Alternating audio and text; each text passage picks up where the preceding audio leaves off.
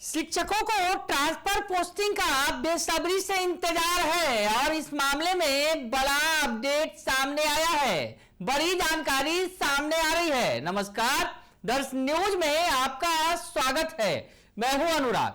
शिक्षकों को transfer posting का बेसब्री से इंतजार है। जी हां, शिक्षा विभाग की 4 सदस्यीय कमेटी माता पच्ची कर रही है, मंथन कर रही है कि शिक्षकों को कैसे ट्रांसफर पोस्टिंग का लाभ दिया जाए और इसे लेकर काफी लंबा वक्त बीतता चला जा रहा है। उम्मीदें थी कि पिछले ही महीने में यानी जुलाई में ही ये ट्रांसफर पोस्टिंग की पॉलिसी तैयार हो जाएगी, लेकिन फिलहाल अभी तक तो ट्रांसफर पोस्टिंग की पॉलिसी तैयार नहीं हुई है।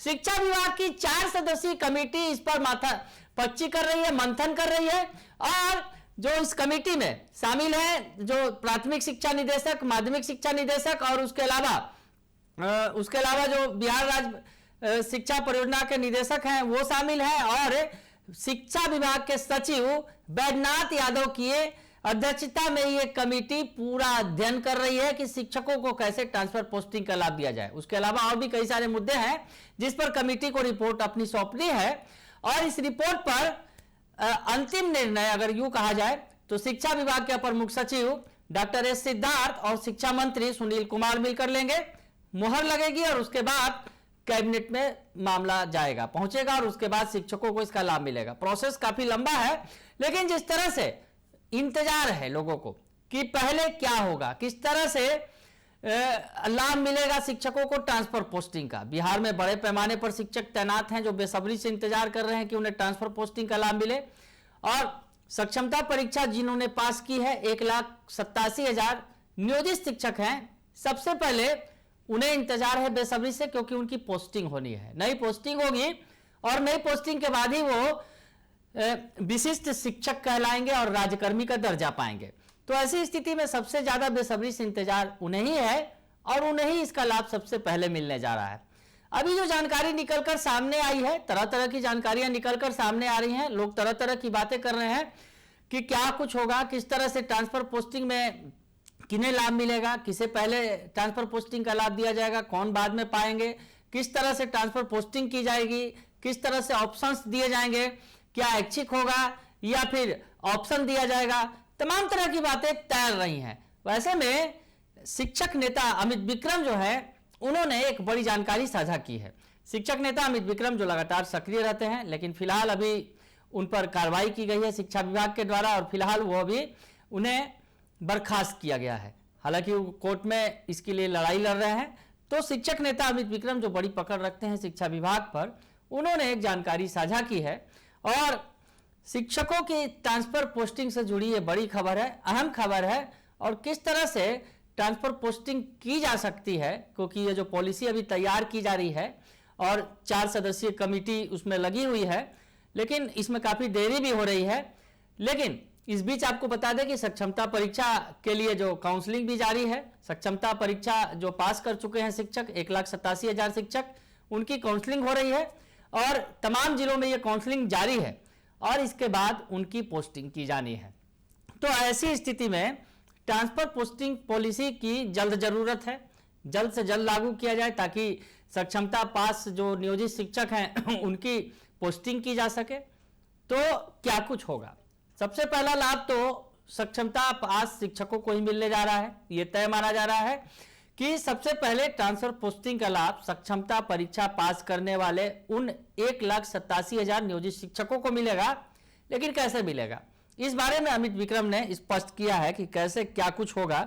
जो उनके पास जानकारी आई है उन्होंने साझा किया है और लिखा है कि सक्षमता परीक्षा पास शिक्षकों की पोस्टिंग कैसे कैसे होगी। उन्होंने बताया है पुरुष शिक्षकों का रेंडमाइजेशन से होगा पोस्टिंग, यानी पुरुष शिक्षकों के बारे में वो जो जानकारी दे रहे हैं कि उनकी पोस्टिंग रेंडमाइजेशन होगी। अब रेंडमाइजेशन शब्द जो आपने सुना ही होगा, बीपीएससी के द्वारा जो परीक्षा ली गई थी बीपीएससी टीआरई 1 और टीआरई 2 में रेंडमाइज तरीके से शिक्षकों को की पोस्टिंग की गई थी। रेंडमाइजेशन किया गया था, तमाम जो खाली पद थे और शिक्षकों के नाम को एक तरीके से निकाला गया और उसमें जो जिन्हें जहां जो पद मिला जो जो स्कूल मिले उसमें उन्हें पोस्टिंग की गई, रेंडमाइज किया गया, यानी जिला तो उन्हें दे दिया गया है। जिन शिक्षकों को 1,87,000 शिक्षकों को जिला का फैसला कर दिया गया है, अब जो जिला मिल गया है और अब जिले में उन्हें रेंडमाइज तरीके से पदस्थापित किया जाएगा, यानी उनका पदस्थापन रेंडमाइजेशन होगा। ये पुरुष शिक्षकों पर लागू होगा।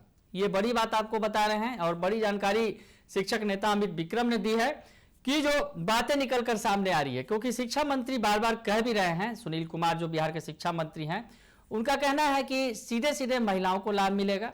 जो पोस्टिंग की जाएगी उसमें सबसे पहले लाभ महिलाओं को और दिव्यांगों को मिलेगा और पति पत्नी को इसका लाभ दिया जाएगा, यानी उनको लाभ मिलना तय है।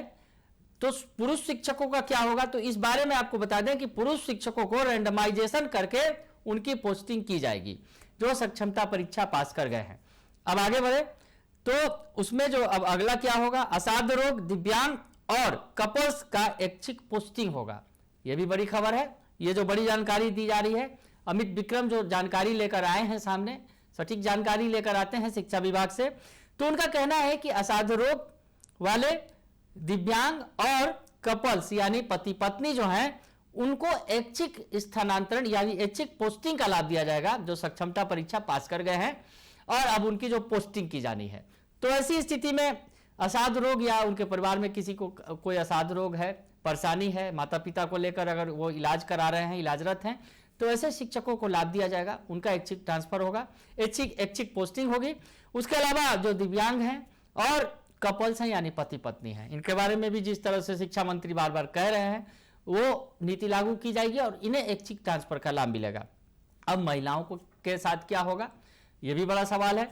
क्या महिलाओं को भी ऐच्छिक ट्रांसफर मिलेगा, तो उसके बारे में भी आपको बता दें, उसके बारे में भी जानकारी साझा जो की गई है उसमें बताया गया है महिलाओं से 2 प्रखंड और 8 विद्यालय का लिया जाएगा विकल्प, उसी में उनकी होगी पोस्टिंग, यानी महिलाओं को विकल्प दिया जाएगा। महिलाओं को यानी पुरुष जो शिक्षक हैं वो रेंडमाइजेशन होगा उनका, यानी उनके पास विकल्प नहीं होगा। जिला जो मिल गया उन्हें वो रेंडमाइज होंगे, उनके नाम का रेंडमाइजेशन किया जाएगा, मिलाया जाएगा और जिनकी जहां लॉटरी लग जाए उन्हें वहां पोस्टिंग कर दी जाएगी। लेकिन महिलाओं के मामले में ऐसा नहीं होगा।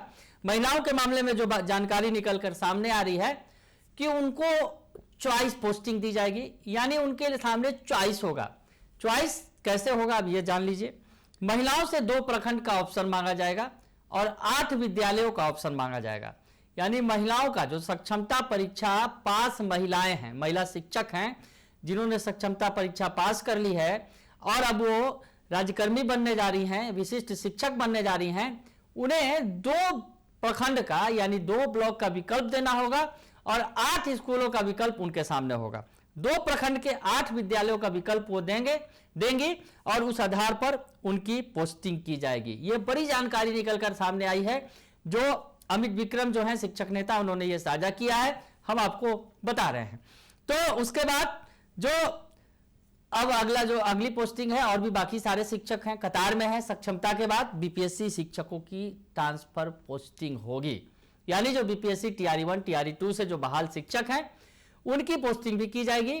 ये सक्षमता परीक्षा पास शिक्षक जो हैं, जो विशिष्ट शिक्षक बन जाएंगे, उनके बाद ये पोस्टिंग की जाएगी, यानी बीपीएससी शिक्षकों का बाद में नंबर आएगा और बीपीएससी शिक्षकों के मामले में भी कुछ उसी तरीके की पॉलिसी अपनाई जाएगी जो सक्षमता परीक्षा पास शिक्षकों के बारे में अपनाई जा रही है, या फिर उसी तरीके से जो माना जा रहा है कि बीपीएससी शिक्षकों की भी ट्रांसफर पोस्टिंग की जाएगी, क्योंकि जिस तरह से बीपीएससी शिक्षकों की बहाली की गई उनका रेंडमाइजेशन हुआ था, चाहे पुरुष हो या फिर महिला हो, ये आपको तो पता ही होगा।